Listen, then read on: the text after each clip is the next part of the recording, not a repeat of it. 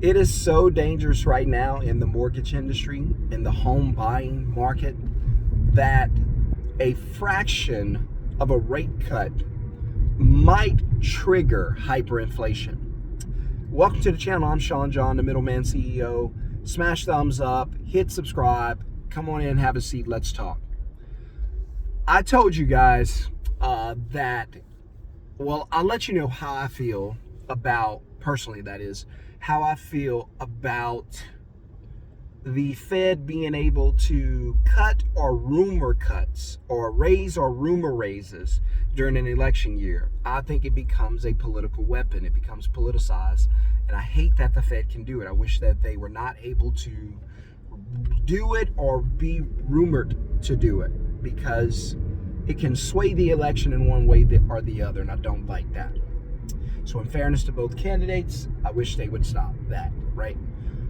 Secondly, the interest rates were cut just enough to be able to come out and headline interest rates cut. It was not a significant cut. It's not going to make a big difference. The housing prices are so expensive. I saw this guy, Orlando Miner, talking about it. I think that was his name. And he's got a channel with millions of views. And this is a small channel. And most people don't know who I am. I haven't been doing this long. And he's got a great channel. But I was shocked because I don't really know the mortgage or the home buying industry that well. I'm just speaking based off what I've been through, what I've experienced. So for instance, when I say, hey, if you're gonna buy a house, the most important question you need to ask is, how am I gonna pay for it? Because a mortgage is 30 years. And if the only way you know how to pay for it is with a paycheck, then that means you have to have a paycheck for 30 years.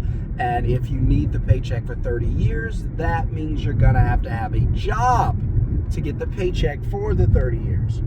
And so that's why I say that. I'm not bashing anybody. I'm not, jumping on anybody because they have a job or they bought it that way. I'm just saying, I bought my first house with a paycheck, and that's how I learned that's probably not the best way to buy a house, because jobs are not safe. They're not secure. You're not going to have that job for 30 years. It's just not going to happen. And so what happens when you lose it? Well, all hell might break loose if you do not have a second source of income, right? And also, that guy he was talking about stuff. He'd been in the industry for years and years and years, way longer than me. And a lot of the things we were saying, we had those beliefs in common. He was saying that, because I've been saying this, I've been like, hey, this has not been a significant enough cut to dive into a market, number one. Number two, if you want to stay out of the market, if you want to crash the market, stay out of the market. You want to see prices come down? Stop buying. Demand will crash a market very, very quickly, faster than interest rates.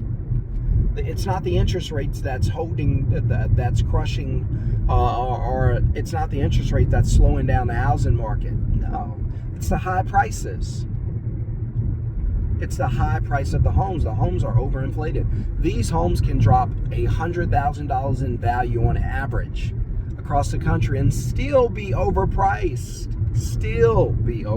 That's nuts, but it's true. Oh, it's damn true. And so cutting the interest rate, by the way, the Fed cutting the interest rate a fraction, it's about to drive the housing market into a frenzy, about to drive the nation into hyperinflation. I've been telling you that hyperinflation is just an interest rate cut away. Because how do I know this? People are still spending. They are still shopping with high interest rates, with home prices overvalued, with everything costing more, the cost of living ridiculously out of control. People are still shopping. Americans are addicted, obsessed with shopping, with buying, with spending. They love it so much, they will spend future money to have it. How do I know this? Well, the consumer debt in America, credit card debt, is at an all-time high today. What does that tell you?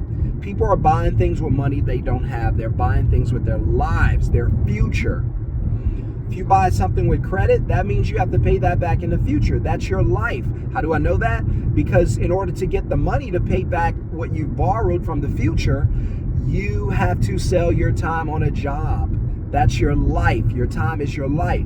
So you have to sell your life to pay off these debts. And I get it. You got to have stuff. Kids got to eat. Hey, I understand. I understand. It wasn't until 2020 where my wife and my kids and I were financially free. Before that, we had nothing. We had nothing. So I know what I'm talking about.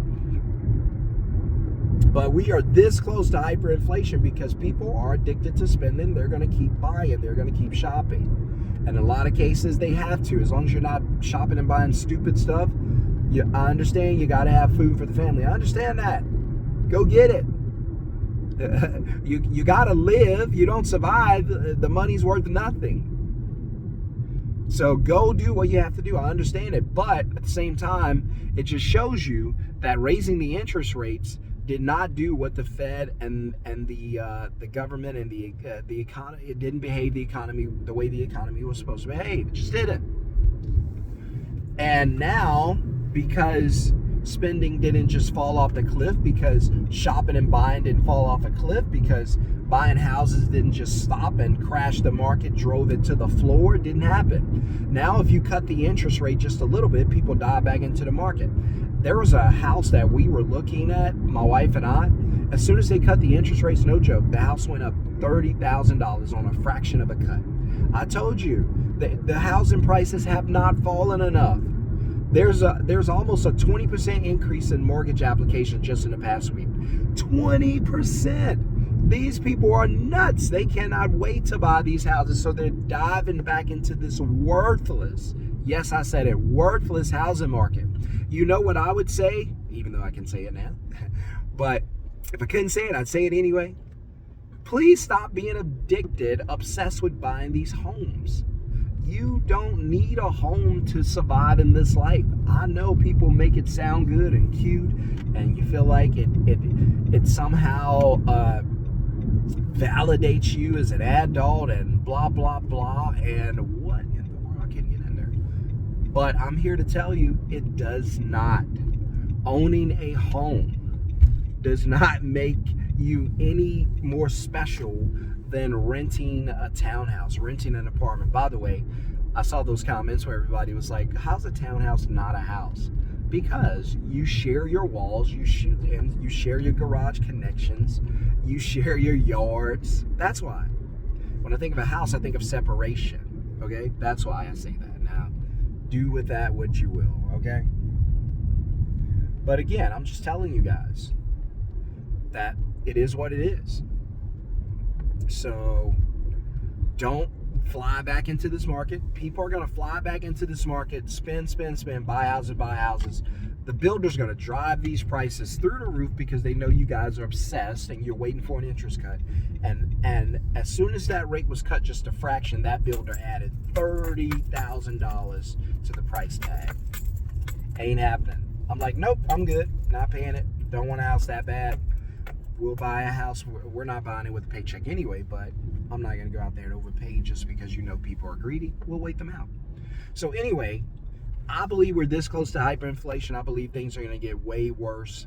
The economy is desperate. Those in charge are desperate. These are scary times, guys. You cannot afford to have your job as your only source of income.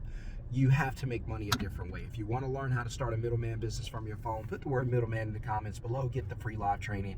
I'll see you there. Peace.